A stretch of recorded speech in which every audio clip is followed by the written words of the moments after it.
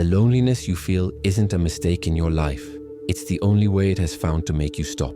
There is a kind of silence that does not come from the outside world. It is born within you, at the exact moment you realize that people are getting on with their lives while yours seems to have paused without your consent. You look at your cell phone and it no longer vibrates like it used to. You think about calling, but you hesitate because deep down you already know. The absence is not only theirs, it is yours too. You pulled away, or you were pulled away. Maybe both at the same time, and you didn't even notice when it happened. The uncomfortable truth is that no one taught you the difference between being alone and feeling invisible. No one explained to you that there is a kind of isolation that doesn't come from the outside in, but from the inside out, as if life itself had put you in emotional quarantine, not to punish you, but to force you to look at something you had been avoiding for years. And most disturbing of all, you feel like you should be suffering more than you are.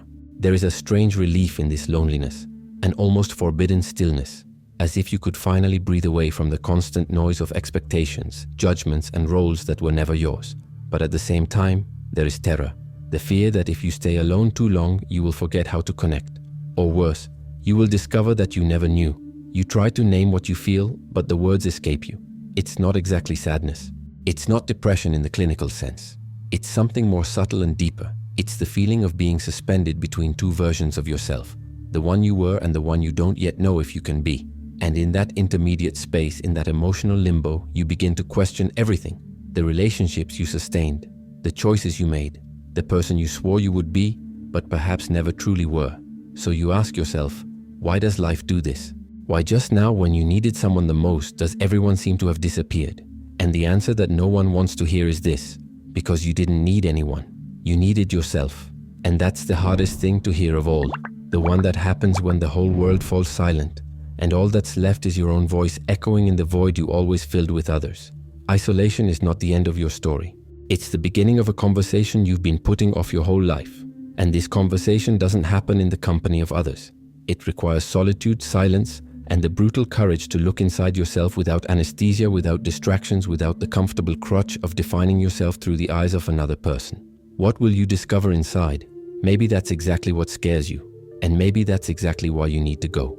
There's a feeling you know well, even if you've never put it into words. It's that feeling of being in a room full of people and feeling that no one really sees you. You smile in the right places, you answer when asked, but inside there is a growing gap between who you show yourself to be and who you really are. And then, little by little, without fanfare, you begin to disappear. Not all at once. No one kicks you out. No one openly rejects you. But the invitations become fewer and farther between. The messages become shorter, more automatic, and you realize with painful clarity that you are becoming optional in the lives of people who were once the center of yours. At first, you try to reverse it. You send messages first. You suggest get-togethers. You try to rekindle conversations that no longer have any spark. But something is different now. You can feel it. People respond out of politeness, not desire.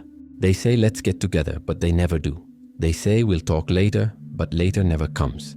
And you stand there holding on to the ends of a thread that has already broken, pretending that there is still a connection where only its ghost remains. The Danish philosopher Søren Kierkegaard had a concept he called anguish. Not the mundane anxiety we feel before a test, but that existential vertigo that arises when you find yourself faced with your own freedom. When there is no one else telling you who you should be. When social anchors are loosened and you realize that you are floating in a void, without ground, without a roof, without anything that defines you other than yourself. And it's terrifying, because deep down we spend our whole lives learning to be through others. We are children, friends, partners, colleagues, always in relation to someone else. But when that someone else withdraws, when the external mirror disappears, the question that remains is brutal. Who am I when no one is looking? You try to fill the void.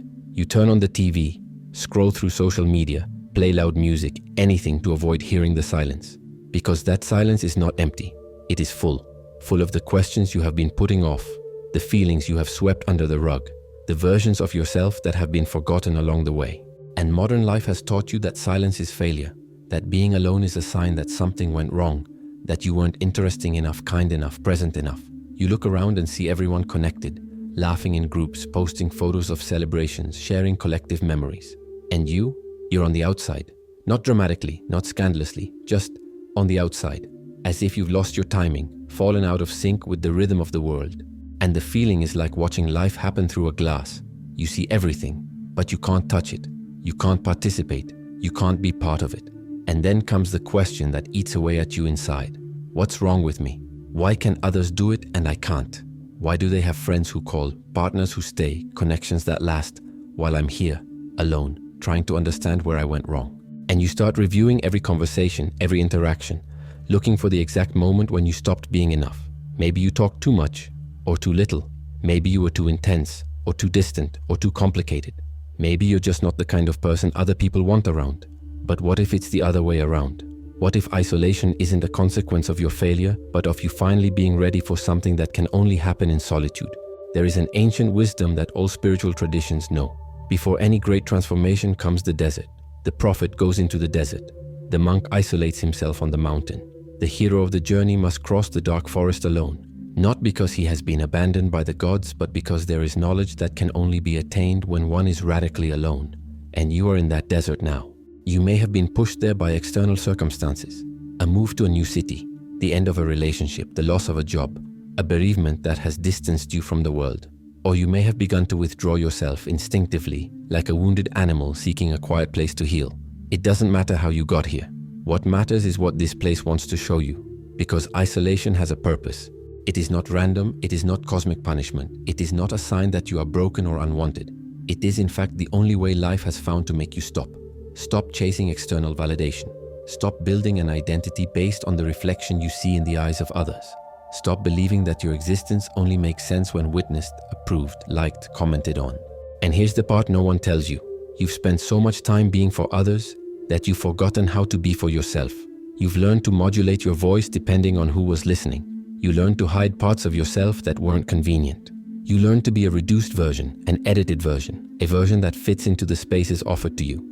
And now, without an audience, without witnesses, without anyone to perform for, you find yourself in front of a different mirror, the mirror of your own conscience. And it doesn't lie. It doesn't spare you.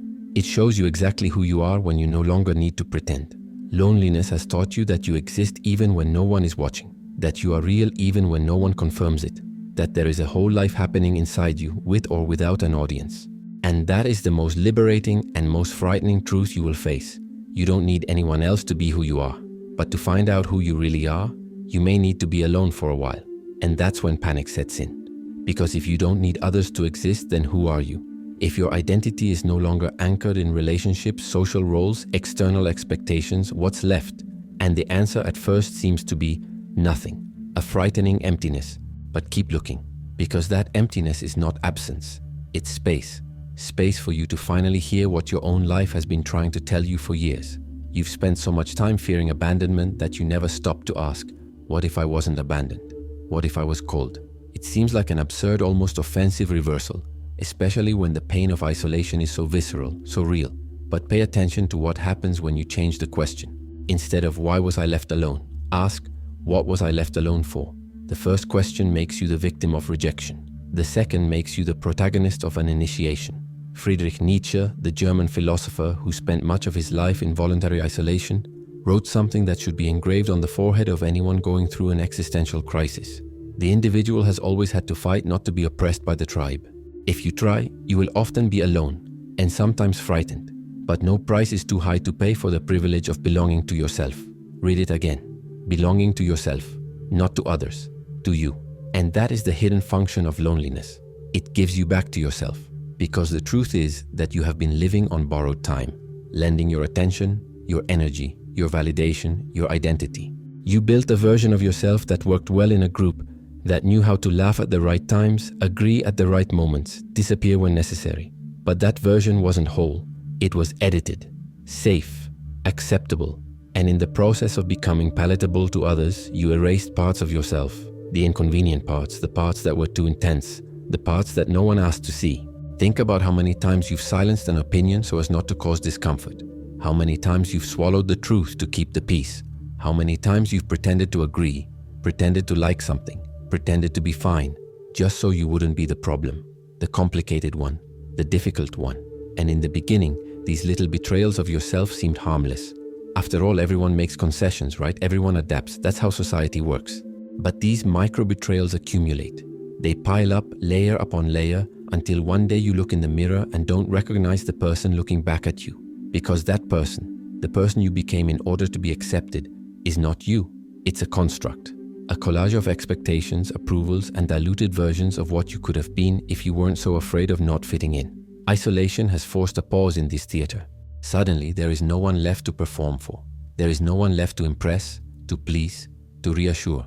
And at first, this seems like a catastrophe. You feel as if you have lost the script of your own life. But wait, because what seems like loss is actually liberation. You haven't lost the script. You can finally write your own. There is a huge difference between loneliness and solitude. And perhaps this is the most important distinction you will make in your life. Loneliness is what you feel when you are alone and don't want to be. It is the feeling of emptiness, of exclusion, of having been left out of the party. Solitude, on the other hand, is what you experience when you are alone and it makes sense. When stillness is not absence, but presence. When being with yourself is not a second option, but a conscious choice. The transition from one to the other is not automatic. You don't wake up one day and simply decide that loneliness has turned into solitude. It is a slow, often painful process of reframing. And that process begins when you stop asking, why doesn't anyone want me? And start asking, what was I avoiding hearing? Because life did not isolate you out of cruelty. It isolated you out of necessity. There was something you needed to understand. Some truth about yourself that could only emerge in the absence of witnesses. Perhaps it was a limit you had been ignoring. Working to exhaustion, saying yes when you wanted to scream no, sustaining relationships that were already dead just to avoid facing the emptiness. Maybe it was a calling you buried because it wasn't practical, it wasn't safe, it wasn't approved by those you thought should approve. Maybe it was simply the realization that you had been living on autopilot, following a script that was never yours, and now life has pressed the pause button to ask you, is this really what you want? And you're afraid of the answer. Because if the answer is no, then what do you do? How do you undo years of choices that brought you here? How do you explain to people that everything you seem to want, you were actually just tolerating? How do you admit that the life you built, with so much effort, so much sacrifice, is not the life you want to live? You don't explain, at least not yet. First, you need to listen, really listen. And for that, you need silence, external silence, so that the internal can finally speak. Because there is a voice inside you that has been muffled for years. It's not the voice of reason, logic, or duty. It's something deeper. It's the voice that wakes you up at 3 in the morning with a knot in your chest. The voice that makes you cry for no apparent reason. The voice that whispers, in the middle of a party, that you don't belong there. That voice. Isolation is the creation of that silence. It removes the external voices, the opinions, expectations, judgments, so that there is finally room for the only voice that matters, yours. But here's the problem. You no longer recognize that voice. You've silenced it for so long, ignored it, replaced it with the voices of others, that now, when it can finally speak, you don't know if you can trust it. And that's why isolation is so uncomfortable. It's not just the absence of others, it's the presence of yourself. A self you don't really know, that you may not like at first glance, that will certainly question you, confront you, ask you difficult things. But it's also the only self that is real, the only one that can take you where you really need to go. So you stand there suspended between two truths. The first, you have been abandoned, rejected, left behind. The second, you have been chosen, called, summoned to a journey that no one else can take for you. And both are true, both hurt, but only one sets you free. And the choice of which truth you will believe, that choice is yours. It always has been. So you stand there suspended between two truths. The first, you have been abandoned, rejected, left behind. The second, you have been chosen, called, summoned to a journey that no one else can take for you. And both are true, both hurt, but only one sets you free. And the choice of which truth you will believe, that choice is yours. It always has been. But choosing the second truth requires something you may not be prepared to give. The courage to stay in solitude, to stay in silence, to stay with yourself, without distractions, without anesthesia, without the comfortable escape valve of blaming the world for leaving you alone. And that's where the real terror begins. Because silence is not neutral. It is not just the absence of sound. It is the presence of everything you have been avoiding. Carl Jung, the Swiss psychiatrist who dedicated his life to mapping the human unconscious, had a concept he called the shadow. Not in the poetic sense, but in the literal sense. The shadow is everything you don't want to be. Everything you have hidden, repressed, denied about yourself. It is the flaws you don't admit, the desires you judge, the parts of yourself that don't fit the image you want to project. And those parts don't disappear just because you ignore them. They're still there, in the basement of your psyche waiting. And isolation? Isolation opens the door to that basement. Suddenly, without the outside noise to distract you, you start to hear things you'd rather not hear. The anger you swallowed for years, the resentment you disguised as understanding, the envy you never admitted to feeling, the sadness you pushed down because it wasn't the time, it wasn't the moment, it wasn't appropriate.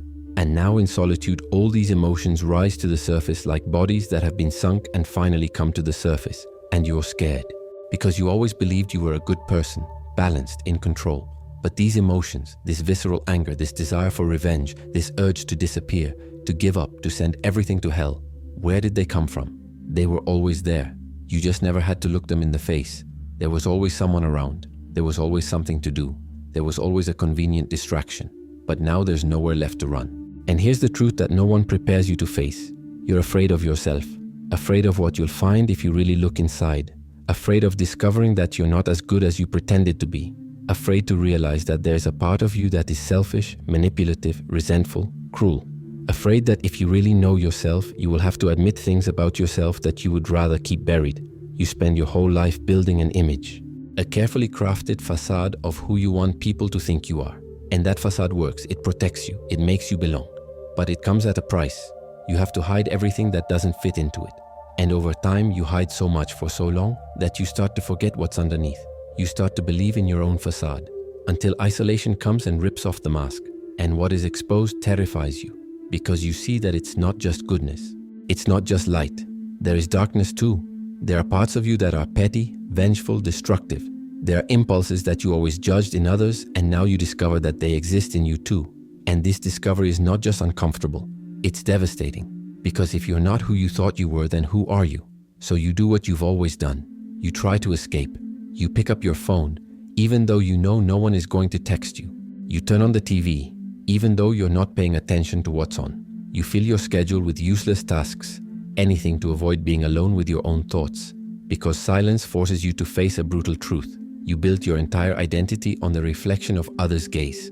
And now that this reflection has disappeared, you no longer know who you are. You try to keep yourself busy. You start projects you don't finish. You do unnecessary cleaning. You organize drawers that were already organized. Any movement, any action, anything that makes you feel productive, useful, in control. But at the end of the day, when exhaustion finally forces you to stop, the silence returns. And it is even louder, even more insistent, even more impossible to ignore. And that's not all. Silence also reveals patterns. The same fights, the same conflicts, the same disappointments, repeating themselves in different relationships, in different contexts, but always with the same bitter taste. And for the first time, with no one to blame, you begin to realize the common denominator in all these patterns is you. Not because you are flawed, but because you have never stopped long enough to really look at what you are doing. You repeat what doesn't work. You attract what you believe you deserve. You unconsciously create the same situations that hurt you because deep down they confirm an old belief about yourself. A belief you don't even remember forming, but which governs your life like an invisible program running in the back of your mind. And isolation forces you to see this program, to read the code, to finally understand why you always choose people who abandon you, why you always sabotage what is going well, why you always find a way to prove to yourself that you don't deserve to be loved, don't deserve to be seen, don't deserve to stay. Maybe you've always chosen emotionally unavailable partners because deep down you believe you have to earn love, that it will never be given freely. Maybe you've always put yourself second because at some point in your childhood, you learned that your needs were inconvenient, and since then you've been apologizing for existing. Maybe you've always run away when things got good because in your experience, everything good eventually abandons you, so it's better to leave first. But seeing this as really seeing it is like looking directly at the sun. It hurts. It burns. You want to look away. You want to go back to the comfort zone of denial, where you were the victim, where others were the problem, where everything made sense in a twisted way, but at least it made sense. But you can't anymore, because once you see, you can't unsee. Once you understand, you can't unknow. And now you're faced with an impossible choice. Continue pretending you didn't see, or do something with what you've discovered. And doing something is scarier than continuing to suffer. Because suffering at least is familiar. You know how to navigate it. You've developed strategies, defense mechanisms, ways to survive. But change? Change is unknown territory. Change means letting go of what is safe with no guarantee of what comes next. And you don't know if you have the courage to do that. Do something with what you have discovered. It sounds simple, but it's not. Because what you have discovered does not come with an instruction manual.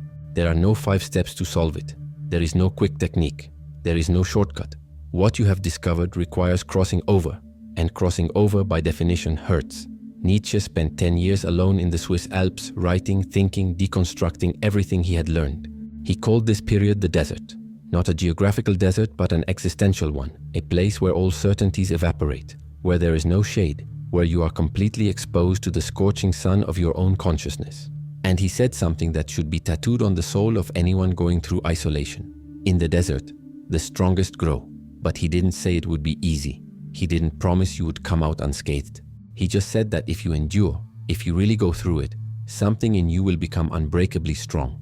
Not the strength of arrogance, but the strength of clarity. The strength of those who looked into the abyss and did not look away. And you are in that desert now. Maybe not physically, but emotionally, psychologically, spiritually. You are in a place where external references no longer work, where people's well-intentioned advice sounds empty, where no motivational phrase will save you. You are alone with the only person who really matters on this journey, you. And the desert has phases. In the beginning, there is denial. You still believe that this is temporary, that soon things will return to normal, that someone will show up and rescue you. You think this is just a bad phase, it will pass. And as long as you believe that, you can endure it. Because there is hope that the suffering has an expiration date, that soon you will be back to the life you knew. But the days pass, the weeks pass, and no one comes. Nothing changes, and denial begins to crack. Then comes anger. Anger at the world, at people, at God, at life, at yourself. Anger at being put in this situation, anger at not being able to get out, anger that no one understands what you're going through. You want to scream, break things, make someone pay for this injustice. But there's no one to blame, not really. So the anger turns inward and you start to hate yourself for feeling this way, for not being able to just get over it, for being too weak to endure. Then comes the bargain. You promise to change. You promise to be better. You promise to do anything to end the isolation. You try to negotiate with life as if there was someone on the other side listening to your pleas. If I change this, if I do that, if I'm good enough, then people will come back. Then I'll belong again. Then everything will be fine. But there isn't. There's only you. And life, impassive, continues to hold you in the desert until you finally understand why you're there. And when the bargain fails, despair sets in. The feeling that you'll stay this way forever. That you'll never connect with anyone again. That you're permanently broken, lost, condemned to eternal loneliness. You look ahead and see no way out. You look back and see only ruins. And in the present, there is only emptiness. An emptiness so deep, so absolute, that it seems to swallow you up. And it is at this point, at the lowest point, at the moment of greatest helplessness, that something changes. You stop fighting. Not because you gave up, but because you finally understood. The fight is not against isolation. The fight is against yourself. Against the version of yourself that insists on not looking, not listening, not learning. And when you stop fighting the desert, something extraordinary happens. You begin to hear what it has to say. And what the desert says is this: you were living a lie. Not a conscious lie, but a structural lie. The lie that you need to be someone else to be loved. The lie that you need to hide parts of yourself to be accepted. The lie that your existence only has value when reflected in someone else's gaze. The desert doesn't tell you this with words, it shows you. It shows you through silence that you can survive without external validation. It shows you through loneliness that you exist independently of witnesses. It shows you through isolation that there is a life happening inside you that doesn't need approval, likes, or confirmation from others to be real. And that simple and devastating revelation changes everything. Because if you don't need the approval of others to exist, then who are you really? If your identity is not built in the external mirror, where is it? And the answer, slow and frightening, begins to emerge. It's inside. It always has been. You just never looked there because you were too busy looking outside. You've spent your whole life seeking confirmation, seeking someone to tell you that you're okay, that you're right, that you matter. And now, in the total absence of that confirmation, you discover something disturbing. You continue to exist. You continue to breathe. You continue to think, feel, be. And that existence doesn't depend on anyone recognizing it. It is autonomous. It is yours. Maybe it's time to stop looking for answers where they never were. Maybe it's time to understand that isolation, the one you fear so much, the one that makes you feel invisible, is actually the only place where you can finally be seen. Not by others, by yourself. And if you feel like you need a compass on this journey, something to help you translate what the desert is trying to teach you, there is a way. A method that doesn't give you ready-made answers, but teaches you to ask the right questions, to understand the invisible codes that govern your mind, your patterns, your choices. That's what the codes of the white rabbit is about. Not telling you who you should be, but showing you who you already are beneath all the layers you've accumulated. The link is in the description if you feel it's time to go deeper. But even if you choose to cross alone, know this: the desert doesn't last forever. It has a limit. It has a horizon. And on the other side is something you never imagined possible. The version of yourself that is not afraid of yourself. The version that doesn't need to perform, please or hide. The version that simply is, and that's enough. On the other side is something you never imagined possible. The version of yourself that is not afraid of yourself. And getting there requires the hardest thing you will ever do: listening. Not listening to advice, not listening to opinions, not listening to what others think you should do. Listening to yourself, really listening. But you don't know how anymore. Because it's been years, maybe decades, since you last really paid attention to what was going on inside you. You learned to ignore the signs. You learned to push the discomfort down. You learned that feeling too much is inconvenient, that expressing too much is dramatic, that wanting too much is selfish. So you turned down the internal volume, muffling the voices until they were so low you could barely hear them. And now in solitude, those voices return. Not screaming. They don't need to scream, because finally there is no competition. There is enough silence for them to whisper. And what do they say? Things you had been ignoring, boundaries you crossed, dreams you abandoned, truths you pretended not to see. They tell you that the job you work so hard at brings you nothing but exhaustion, that you are trading your life for a salary, your health for security, your soul for stability. They tell you that the relationship you insist on saving died long ago and you are just holding on to an emotional corpse for fear of being alone, that you prefer toxic company to emptiness, even if that company is slowly killing you. They tell you that the person you have become, responsible, reliable, predictable, is not who you really are, but who you thought you needed to be in order to survive.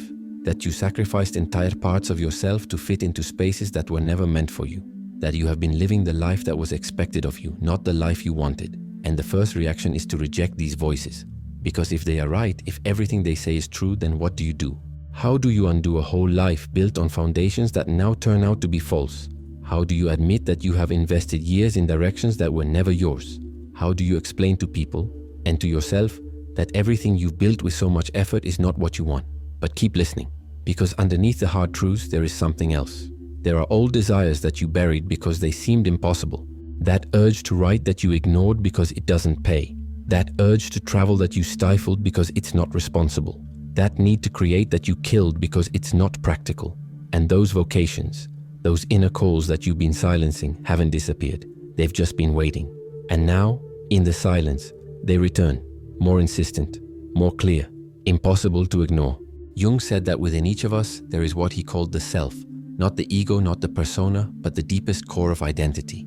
The totality of who you really are. And that self has a voice. It speaks through dreams, through intuitions, through that inexplicable feeling that something is wrong even when everything seems to be right. And the function of isolation is to create space so that this voice can finally be heard. Because in the noise of normal life, the self is drowned out. There are many competing opinions. There are many expectations screaming. There is a lot of fear whispering that you can't, shouldn't, won't succeed. But in solitude, all those external voices fall silent. And what remains is the only voice that really matters. The voice of your own truth. And that voice tells you specific things. It doesn't speak in abstractions. It shows you with surgical clarity where you are betraying yourself, where you are saying yes when you mean no, where you are sustaining relationships that drain you, where you are following paths that are not yours. And it does this not to punish you, but to set you free. Because every time you ignore your own truth, every time you silence your inner voice to please someone else, every time you choose external comfort over internal coherence, you pay a price. And that price isn't charged immediately. It accumulates. It becomes a weight on your chest. It becomes insomnia. It becomes that nameless anguish that wakes you up at 3 in the morning. It becomes the constant feeling of living someone else's life. And maybe that's exactly what isolation has come to show you. You're not living your life. You're living an edited, diluted, consensus-approved version of it. A version that was built to please your parents, your friends, your partner, society, everyone but you. And now life is giving you an opportunity, painful, lonely but real, to rebuild everything from your own truth. But hearing that truth requires something you may have lost along the way. Confidence in yourself. Because your truth doesn't come with guarantees. It doesn't come with social approval. It may even take you in directions that no one around you will understand. It may ask you to leave your secure job, to end your comfortable relationship, to move to another city, to start over from scratch. And there lies the test. Will you follow what is true for you, Or will you continue to follow what is safe, approved, expected? Isolation puts you in front of this choice, not theoretically but viscerally, because now you know, you have heard, you have seen clearly what needs to change, and there's no more pretending you don't know. Comfortable ignorance is over. Now all that's left is the brutal responsibility of doing something with what you've discovered. And doing something doesn't necessarily mean turning your life upside down tomorrow. Sometimes it just means starting to say no, starting to set boundaries, starting to honor what you feel instead of just what you think you should feel. Start slowly and courageously to align your external life with your internal truth. And that alignment is what transforms loneliness into solitude. It's what transforms isolation into introspection. It's what transforms the desert into a sacred place where you were not abandoned, but initiated. Initiated into the only thing that really matters, belonging to yourself. When you finally walk through the fire and arrive on the other side, one thing becomes clear. You are no longer the same person. And that's not a feeling, it's a fact. Something fundamental has changed in the way you relate to the world, to yourself, to time, to people. You now carry a quality you didn't have before, a kind of silent presence. It's not arrogance, it's not superiority, it's not indifference. It's just the quietness of someone who no longer needs to prove anything, of someone who is no longer fighting against themselves. Because you see, before loneliness, you were probably always trying to justify yourself, trying to prove your worth, trying to win approval. Your life was a series of carefully orchestrated performances to ensure that you were seen, accepted, loved. Every word was measured. Every action was calculated. You were constantly monitoring how others perceived you, adjusting your behavior to fit their expectations.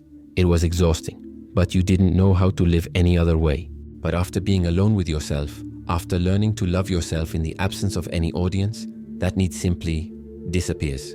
You stop seeking external validation because you have found internal validation. And this change, though subtle, is felt by everyone around you. People notice. They may not be able to explain what has changed, but they sense that there is something different about you. A steadiness, a calmness, an authenticity that wasn't there before. You are no longer trying to convince anyone of anything. You simply are. And with that presence comes another transformation. Your relationships change completely. Because now you no longer relate to others out of necessity. You relate to others by choice. You don't need anyone to fill a void because you've already learned to fill that void yourself. You don't seek companionship to escape loneliness because you've made peace with it. You choose people because they add to your life, not because you're desperate not to be alone. And this change in motivation completely transforms the quality of your connections. And that changes everything. Relationships built on neediness are fragile. They fluctuate. They depend on mood, availability, constant reciprocity. They are like houses of cards. Any wind blows them down. But relationships built on wholeness, those are solid. Because you are not asking the other person to complete you. You are already complete. You are just sharing who you are with someone who is also whole. And in that sharing, there is freedom. There is space. There is mutual respect. And naturally, people who can't exist in that kind of relationship start to drift away. Those who depended on your neediness to feel needed. Those who fed off your fear of abandonment to control you. Those who liked the performative version of you because it was easier to manipulate. These people don't know how to deal with the new version. They feel uncomfortable. They try to pull you back to who you were. And when they realize you're not coming back, they leave. And that's okay. Let them go, because in their place, others will come. People who recognize and respect who you have become. People who are not afraid of your authenticity. People who celebrate your wholeness instead of feeling threatened by it. And these connections, although they may be fewer in number, are infinitely deeper. But it's not just in relationships that change happens. It's in everything. At work, you stop accepting situations that diminish you. You stop saying yes when your whole being is screaming no. You stop sacrificing your integrity for security or approval. Because now you have something more valuable than a stable job or a high salary. You have certainty about who you are. And no one can pay you to betray that. No benefit compensates for the loss of yourself. In your day-to-day choices, you become more selective, more conscious, more deliberate. You realize that your time, your energy, your attention are precious resources, limited resources, and you are no longer willing to waste them on things that don't matter. Superficial conversations? No thank you. Empty social engagements just to show up? Not for you anymore. You'd rather be alone and be perfectly fine with that than force yourself to participate in something that doesn't resonate with who you are. And perhaps most importantly, you set boundaries. Clear, firm, non-negotiable boundaries. Because you've learned the hard way what happens when you don't protect yourself. When you let others invade your personal space.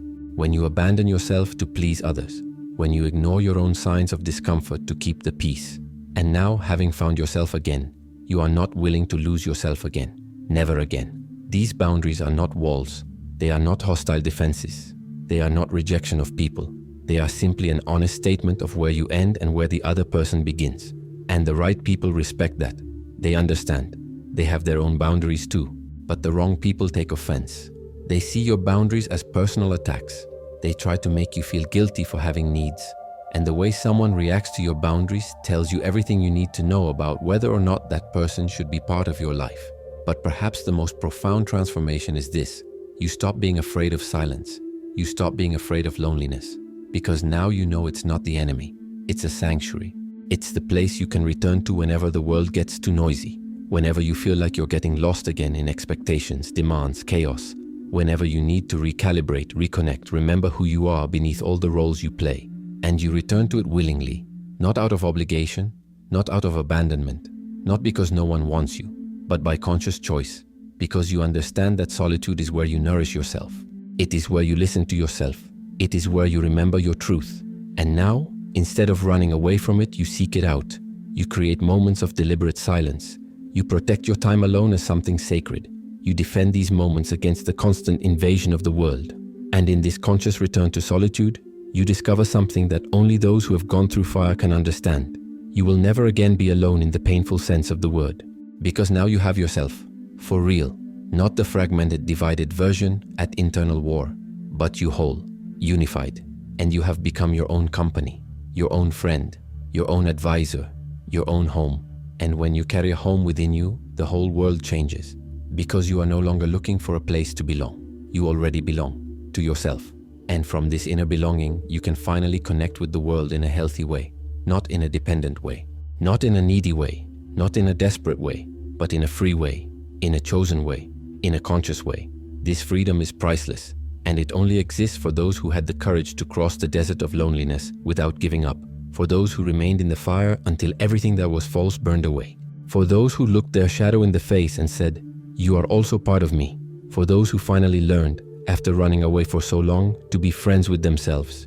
And now you carry that silent wisdom, that quiet strength, not because you read it somewhere, not because someone taught you, but because you lived it, because you crossed it, because you survived, because you were reborn.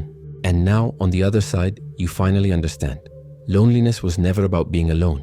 It was always about coming home, to yourself, to the place you should never have left, belonging to yourself. The phrase sounds beautiful, almost poetic. But when you really try to do that, when you really try to live from your own truth, you discover that it's not poetry, it's war. War against everything that conditioned you to believe that you only exist in the eyes of others. War against the ancestral need for approval. War against the paralyzing fear that if you really are who you are, no one will want to stay. And this war doesn't happen outside. It happens inside. Between the version of yourself that learned to survive by being acceptable and the version that finally wants to live by being true. And the battlefield is this: loneliness. Because it's only when you're completely alone that you can truly choose. No audience, no judges, no one to impress or disappoint. Just you, facing the most frightening question of your life. Who am I when I don't have to be anyone?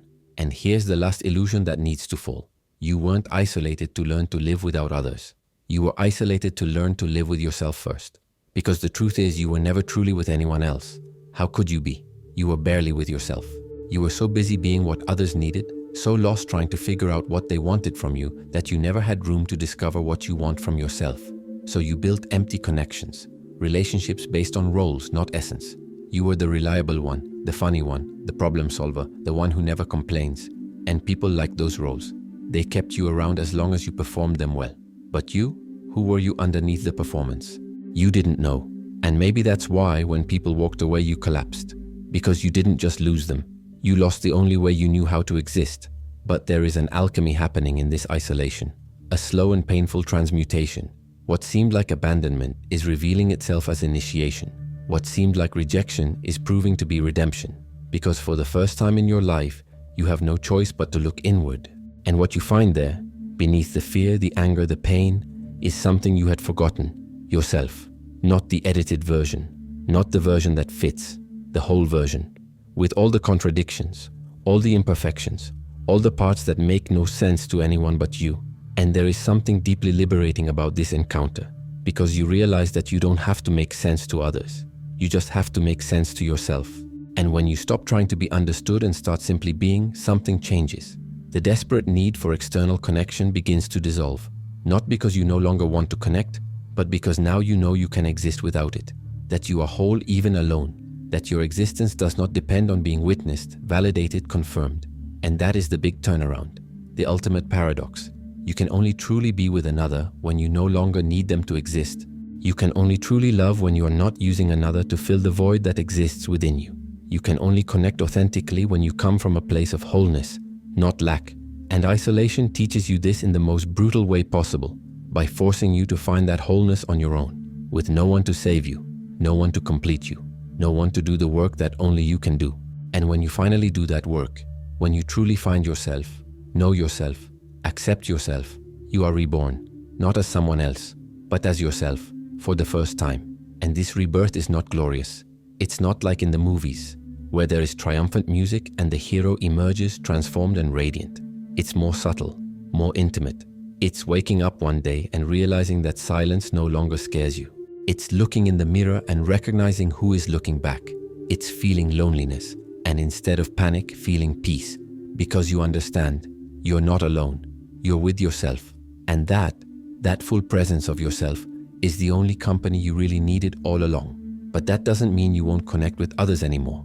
It means that when you return to the world, and you will return, you will be like a different person. Someone who no longer needs to beg for validation. Someone who no longer accepts crumbs of affection. Someone who knows their own worth because they finally did the work of getting to know themselves. And that person attracts true connections. Not because they are performing, but because they are.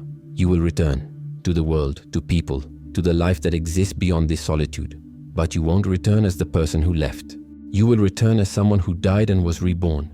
And that changes everything, because now you carry something you didn't have before: discernment. You know the difference between real connection and social theater. You know the difference between true intimacy and convenient closeness. You know when people are really seeing you and when they are just projecting what they need you to be. And with that discernment comes a frightening freedom. The freedom to say no, not to people, not to the world, but to the false versions of connection that you used to accept because you were afraid of being alone. Now you know loneliness. You went through it, you survived it, and you discovered that it is not the worst possible fate. Worse is being surrounded by people and feeling that no one sees you. Worse is having 1,000 superficial connections and no deep ones. Worse is belonging to everyone but yourself. So you come back different, more selective, more demanding, not out of arrogance but out of respect for yourself. Because now you know what it costs to be with someone who doesn't deserve you. It costs you. It costs your peace. It costs your truth. And you are no longer willing to pay that price. And there's more. You discover that you can be alone without being lonely. That there is a fundamental difference between isolation and solitude. Isolation is when you are alone and suffer because of it. Solitude is when you are alone and it nourishes you. And you've learned the hard way to turn one into the other. Now when people walk away, you don't panic. You don't immediately wonder what you did wrong. You simply acknowledge, sometimes people leave. And that's okay, because you don't need them to stay in order to continue existing. You exist regardless of who is or isn't by your side. And that emotional autonomy, that ability to be whole on your own, is what finally allows you to build healthy connections. Because you're no longer using people to fill voids. You're no longer asking them to complete you, save you, define you. You are whole. And from that wholeness, you can genuinely share, not compensate. But there is one condition for this return. You need to keep alive the listening skills you learned in solitude. You need to continue honoring the inner voice you finally managed to hear, because the world outside is noisy. It will try to convince you to return to your old roles, familiar performances, versions of yourself that were more comfortable for others. And if you're not careful, you'll forget. You will go back to automatic. You will lose again what took so much to find. So you create rituals to return to yourself, moments of deliberate silence, spaces of chosen solitude. Not because you need to escape the world, but because you need to remember who you are when the world is not watching. Because it is in this place, in this inner space that isolation forced you to discover that your truth lives. And it is from this truth that you must continue to live. And perhaps that is the greatest lesson of all. Life did not isolate you once and for all. It will continue to call you back to solitude whenever you need to recalibrate, rediscover yourself, remember. And instead of fearing these calls, you learn to honor them. Because now you know, when life isolates you, it's not because you've been forgotten. It's because you've been chosen. Chosen for a journey that few have the courage to take. Chosen to dive deep into yourself and emerge transformed. Chosen to learn the only lesson that really matters, how to belong to yourself. And that journey, that descent into your own abyss and your return transformed, is not the end of anything. It is the beginning of everything. Because now you can finally live. Not the life that was expected, not the life that was approved, but your life. The one that has always been yours. The one that was waiting for you to be brave enough to live it. So let me ask you something. Do you recognize this moment? This point where isolation is no longer just pain, but also a portal. If you're reading this and something inside you is saying, yes, I understand, I'm here, share in the comments, what is loneliness trying to teach you right now? If you've made it this far, you've already taken a step beyond most people. You watch the videos, you reflect on each idea. Now the question is, how far do you want to go with this? If you want to take the next step and truly apply this knowledge to your life, the White Rabbit codes are ready for you. The link is in the video description. Remember, success is a decision. The choice is yours. Count on me and follow the White Rabbit.